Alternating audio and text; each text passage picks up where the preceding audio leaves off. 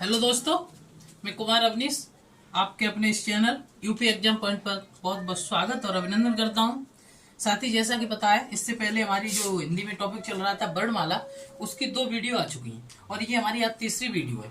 इसमें हम वर्णों का वर्गीकरण पढ़ाएंगे। ठीक है, क्या पढ़ाएंगे? वर्गों का वर्गीकरण। देखिएगा सर, चलते हैं।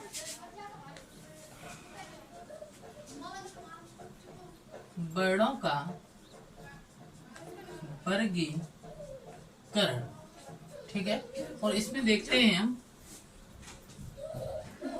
प्राणवायु के आधार पर, प्राणवायु के आधार पर वर्णों के भेद, प्राणवायु के आधार पर वर्णों के भेद देखते हैं। और प्राणवायु के आधार पे जो वर्णों के भेद होते हैं वो 2 भेद होते हैं। कितने भेद होते हैं? 2 भेद होते हैं। नंबर 1 होता है तुम्हारा अल्प प्राण। क्या होता है? अल्प प्राण। और दूसरा होता है महाप्राण। इनकी अगर हम परिभाषा बताएं तो समझिएगा, जिन वर्णों का उच्चारण करते समय प्राणवायु थोड़ी बाहर निकले, जो बोलते समय जो हवा बाहर निकलती है उसे हम प्राणवायु कहते हैं। तो उच्चारण करते समय या बोलते समय थोड़ी वायु बाहर निकल रही है तो उसे हम अल्प प्राण कहेंगे, और ज्यादा वायु बाहर निकल रही है तो हम उसे महाप्राण कहेंगे। तो देखिएगा दोस्तों, उच्चारण करते करते समय कम वायु बाहर आए, कम वायु बाहर आए तो उन्हें हम क्या कहते हैं? अल्प प्राण कहते हैं। इसमें कौन कौन से वर्ड आते हैं? तो इसमें प्रत्येक वर्ग का पहला, तीसरा और 5वां वर्ड, प्रत्येक वर्ग का पहला, तीसरा और 5वां वर्ड। साथ ही आपके अंत्यस्थ व्यंजन, और अंत्यस्थ व्यंजन में कौन कौन से वर्ड आ जाएंगे? य, र, ल और व, ये 4 वर्ड आ जाएंगी। ठीक है। और आपका क्या आ जाएगा? और इसमें आपका अनुस्वार आ जाएगा। क्या आ जाएगा? अनुस्वार आ जाएगा। और साथ में भैया सभी स्वर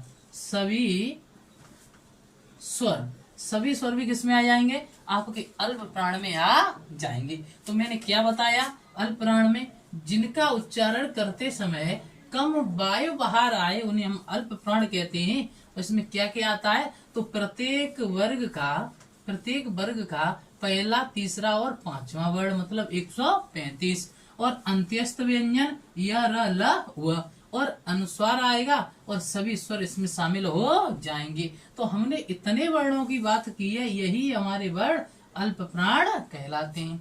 अब आपको थोड़ा सा कंफ्यूजन हो रहा होगा कि सर ये प्रत्येक वर्ग का पहला, दूसरा, तीसरा, चौथा, 5वां क्या है? तो हमने आपको बताया, जैसे क वर्ग तो का में थे क, ख, ग, घ, ड़।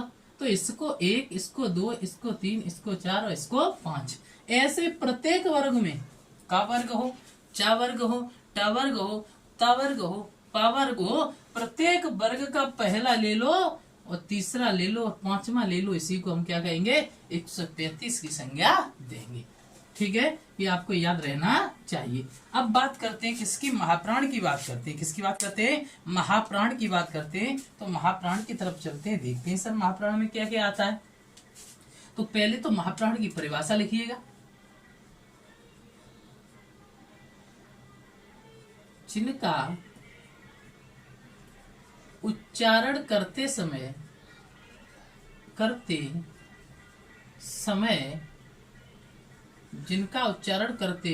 समय ज्यादा वायु बाहर आए, जिनका उच्चारण करते समय ज्यादा वायु बाहर आए उन्हें हम क्या कहते हैं? उन्हें हम महाप्राण कहते हैं। इसमें कौन कौन से वर्ड आ जाते हैं? तो इसमें आता है प्रत्येक वर्ग का, इधर 1, 3, 5 आ गया, तो इधर आपका कौन कौन सा आ जाएगा? 2 और 4। प्रत्येक वर्ग का दूसरा और चौथा प्लस उष्ण व्यंजन प्लस उष्ण व्यंजन में क्या क्या आ जाएगा, तीनों सा और आपके हा, और प्लस साथ में जो आपका आयोग वा से विसर्ग बचा हुआ है उसी ले लेंगे।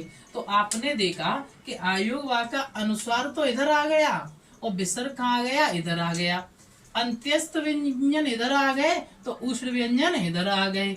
1 3 5 इधर आ गए तो बचे हुए 2 और 4 इधर आ गए। तो ये आपके वर्ण हैं और ये वर्ण आपके किसमें, महाप्राण में काउंट किए जाएंगे। किसमें किए जाएंगे, महाप्राण में काउंट किए जाएंगे। ये आपको अच्छे से समझते हुए चलना है। ठीक है दोस्तों, आगे चलते हैं हम दूसरे पॉइंट पर। इसे देख लो अच्छे से, अगर आ रहा है समझ में ठीक है, कहीं कोई कंफ्यूजन है तो कमेंट कीजिएगा। ठीक है, और थोड़ा सा हमारे इस चैनल को थोड़ा सा सपोर्ट कीजिएगा, शेयर कीजिएगा, सब्सक्राइब कीजिएगा और हमारे वीडियोज को लाइक कीजिएगा। ठीक है, इसी तरीके से हम आपके लिए वीडियोज लाते रहेंगे। अब चलते हैं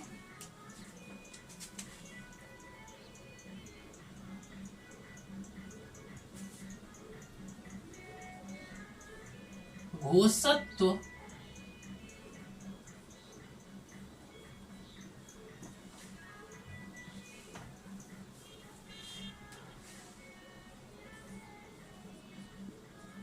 घोषत्व या कंपन के आधार पर वर्णों के भेद। तो घोषत्व या कंपन के आधार पर जो वर्णों के भेद हैं ये भी 2 होते हैं। नंबर 1 होता है आपका सघोष, इसी को घोष कहते हैं। क्या कहते हैं, इसी को घोष कहते हैं। और दूसरा होता है आपका अघोष। तो समझिएगा, जिनके उच्चारण में शरीर में कंपन हो, जिनको बोलते समय शरीर वाइब्रेट करे तो उनको हम क्या कहते हैं, सघोष कहते हैं। और जिनको बोलते समय शरीर में कंपन ना हो, वाइब्रेट ना हो, उनको हम क्या कहते हैं, अघोष कहते हैं। अब इसमें क्या क्या आता है, तो इसमें प्रत्येक वर्ग का, पहले इसकी परिभाषा लिखिएगा, जिनके उच्चारण में शरीर में कंपन उत्पन्न हो उन्हें क्या कहते हैं, हम घोष या सघोष वर्ण कहते हैं। अब इसमें कौन कौन से वर्ण आ जाएंगे, तो इसमें आ जाएगा प्रत्येक वर्ग का 1 3 5 मतलब 135। प्रत्येक वर्ग का 1 3 5 इनको क्या बोलेंगे, 135 बोलेंगे। संग ही इसमें आपके उच्छिप्त व्यंजन आ जाएंगे जिन्हें द्विगुण व्यंजन कहते हैं, जो कि ड और ठ। साथ में ही आपका आगत ज आ जाएगा, ये नुक्ता वाला ज आ जाएगा। ठीक है, ये आपको विशेष तौर पर ध्यान रखना चाहिए। और आपके अंत्यस्थ व्यंजन आ जाएंगे। क्या आ जाएंगे, अंत्यस्थ व्यंजन आ जाएंगे। अंत्यस्थ व्यंजन, और अंत्यस्थ व्यंजन की संख्या य र ल और ब, ये आपको ध्यान रखना है। और आपका इसमें क्या आ जाएगा, और आपका इसमें ह आ जाएगा। क्या आ जाएगा, ह आ जाएगा। और आपके सभी स्वर भाई, सभी स्वर इसी में शामिल होते हैं। तो आपने देखा कि हमारे जो सघोष या घोष व्यंजन हैं, इनमें हमने क्या बताया, कि हमने बताया कि प्रत्येक वर्ग का पहला, तीसरा, पांचवा और उच्छिप्त व्यंजन, और ये आगत ज, और अंत्यस्थ व्यंजन य र ल व, और उष्ण व्यंजन से ह, और सभी स्वर सर किसमें आएंगे, घोष वर्ण में आएंगे, या फिर आपके सघोष वर्ण में आएंगे। अब चलते हैं, देखते हैं अघोष वर्णों को देखते हैं। किसको देखते हैं, अघोष वर्ण को देखते हैं। तो यहाँ पर परिभाषा क्या होगी, जिनके उच्चारण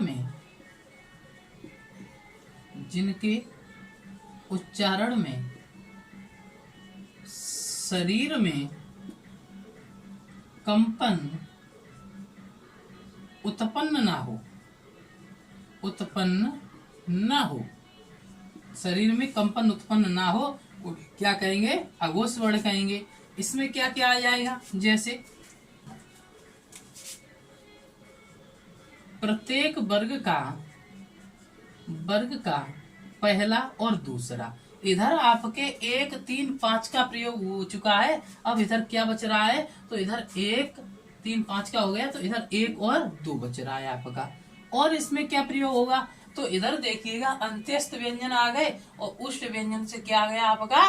हा आ गया। तो आपके तीनों सा आ जाएंगे सर। क्या आ जाएंगे? तीनों सा आ जाएंगे। और आपका क्या बच रहा है? और साथ ही आपका जो नुक्ता वाला फा है ये भी इसमें शामिल हो जाएगा। किसमें शामिल हो जाएगा? इसमें शामिल हो जाएगा। इस तरीके से आपके इतने जो वर्ण हैं वो आपके किसमें? अघोष वर्ण में शामिल होंगे। तो आपने ये देखा कि मैंने आपको घोष, सघोष, अल्पप्राण और महाप्राण बताए। अब चलते हैं तीसरे पॉइंट पर, जो कि उच्चारण स्थान के आधार पर है। किसके आधार पर है? उच्चारण स्थान के आधार पर है। तो देखिएगा,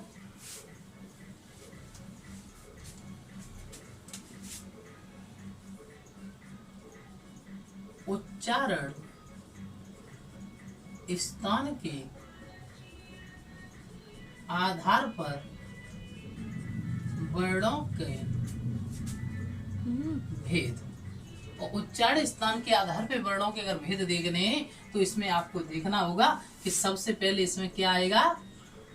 कंठ, फिर आएगा इसमें तालु, फिर आएगा इसमें मूर्धा या मूर्धन्य, फिर आएगा इसमें दंत, फिर आएगा इसमें ओष्ठ। ये होता है। अगर शॉर्ट ट्रिक से इसको याद करना है कि क्रम से याद करना है कौन सा वर्ड कहां पर बनेगा, तो आप ऐसे देख लो कि के टी एम 2। एक बच्चा है और बच्चा अपने घर वालों से क्या मांग रहा है कि मुझको क्या दो? के टी एम 2। ठीक है। अब यहाँ पर आपको ये देखना है कि इसमें कौन कौन से वर्ड आते हैं। तो हम यहाँ पर स्वर और व्यंजन दोनों की चर्चा कर लेते हैं। तो इसमें आप देखोगे, जब स्वर हमने पढ़ाए थे तब बताया था कि इसमें छोटा अ और आपका बड़ा अ आ जाएगा। ठीक है। और साथ ही आपकी ये अनुस्वार भी आ जाएगा। ठीक है। क्या आ जाएगा? अनुस्वार भी आ जाएगा। और आपका क आएगा, ख आएगा, ग आएगा, घ आएगा और आपका ड़ आएगा। ये किस में आ जाएंगे? ये आपके कंठ में शामिल हो जाएंगे। अगर आपको देखना है तो आपको ये भी ध्यान रखना है कि जो आपका हा उष्ण व्यंजन है वो भी किसमें शामिल हो जाएगा? वो भी आपका इसी में शामिल हो जाएगा। ठीक है। अब तालु की बात करते हैं। तो तालु में हमने छोटी ई लिखी थी और बड़ी ई लिखी थी। ठीक है। क्या बताया था? छोटी ई बताई थी, बड़ी ई बताई थी, और चाचक की छा, छतरी, जा, जलेबी, ये सब हमने उसमें बताया था। और इसमें साथ ही आपको ये भी ध्यान होगा कि हमने छोटी अय और बड़ी अय ये भी इसमें बताई थी। उसके बाद चाचक की छा, छतरी, जा, जलेबी, झा, झंडा और ड़ा ये इसमें बताए थे। और साथ ही ये व्यंजन हो गए, ये स्वर हो गए। और फिर और वर्ड भी बचते हैं। तो कौन कौन से वर्ड बचते हैं? इसमें तुम्हारे 2 वर्ड और आ जाएंगे।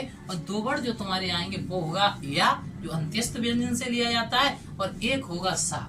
ठीक है। तो ये आपका या होगा और ये जो आप सीटी वाला सा बोलते हो वो होगा। ठीक है। ये आपको देखना है। आगे चलते हैं मूर्धन्य में। मूर्धन्य में क्या क्या आएगा? तो मूर्धन्य में तुम्हें बताए स्वरों से सिर्फ अकेला क्या आ रहा था? री आ रही थी। क्या आ रहा था? री आ रही थी। लेकिन यहाँ ट वर्ग पूरा आ जाएगा। ट, ठ, ड और आपका ढ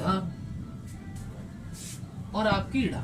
और आपके ये वाले व्यंजन भी आ जाएंगे, द्विगुण वाले। ठीक है। ये व्यंजन आपके ये स्वर हुए, ये व्यंजन हुए, और ये आपके द्विगुण व्यंजन हुए। साथ में इसमें और देखते हो मूर्धन्य में, तो मूर्धन्य में ही आपका रा आएगा और रा के साथ साथ में आपका षटकोण वाला सा भी आ जाएगा। क्या आ जाएगा? रा आ जाएगा और षटकोण वाला सा भी आ जाएगा। तो ये ध्यान रखना है कि देखो, एक तो सा इधर आ गया, एक सा इधर आ गया। ठीक है। अब दंत में क्या आ जाएगा? तो स्वरों में दंत में कुछ नहीं आया था, लेकिन मूर्धन्य में क्या आएगा? तो मूर्धन्य में आपकी हाँ मूर्धन्य में री आई थी। दंत में आपके स्वरों व्यंजन से क्या आएगा, तो व्यंजन से ता तकली, था थन, धा दीवार, धा धनुष, ना नल। ठीक है, ये पांचों व्यंजन आपके इसमें प्रयोग होंगे, दंत में प्रयोग होंगे। साथ ही अगर इनमें देखते हो दंत्य में आपके, तो आपका सा आ जाएगा सपेरा वाला, क्या आ जाएगा, सपेरा वाला सा आ जाएगा और ला आ जाएगा।